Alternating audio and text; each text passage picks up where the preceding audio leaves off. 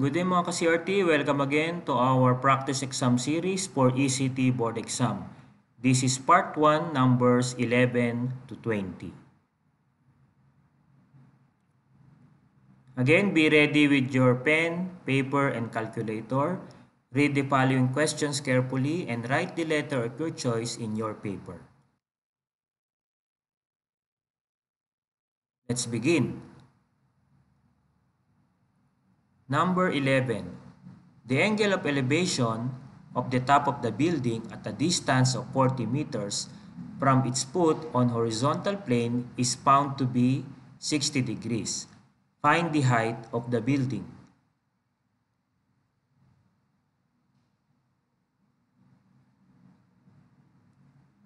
So for letter A, 44.5 meters.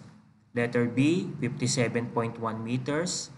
Letter C, 69.3 meters. And letter D, 70.7 meters. 13. A 2 times increase in power results in a change of how many decibel? Letter A, 6 dB higher. Letter B, 3. Letter C, 12. Letter D, 1.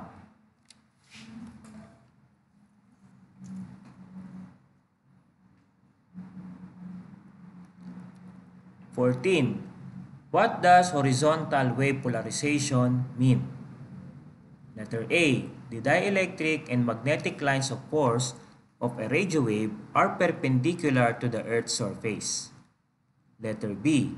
The electric lines of force of a radio wave are perpendicular to the Earth's surface. Letter C. The electric lines of force of a radio wave are parallel to the Earth's surface. Letter D.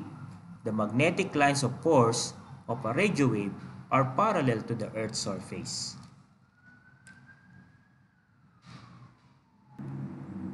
15. If two equal value capacitors are connected in parallel, what is their total capacitance? Letter A. The same as the value of either capacitor.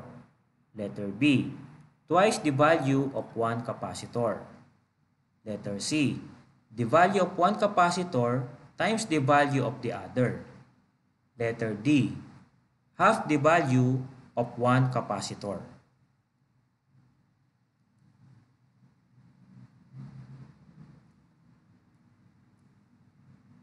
Next, number 16. How is a voltmeter usually connected to a circuit under test? Letter A. In series with the circuit. Letter B. In quadrature with the circuit. Letter C. In phase with the circuit. Letter D. In parallel with the circuit.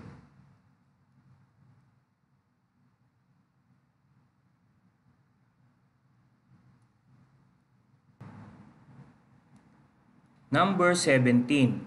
What is section 40 of RA 9292? Letter A, IRR. Letter B, appropriations. Letter C, repealing clause. Letter D, effectivity.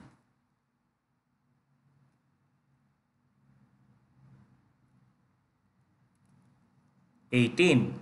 Two resistors are connected in parallel and are connected across a 40-volt battery.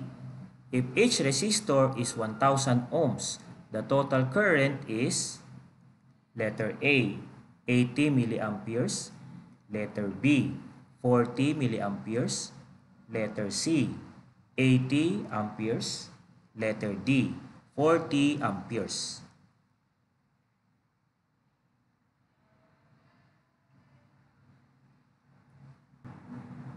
Number 19.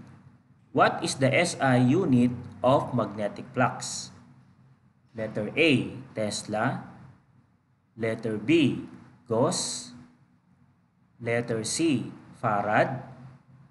Letter D, Weber.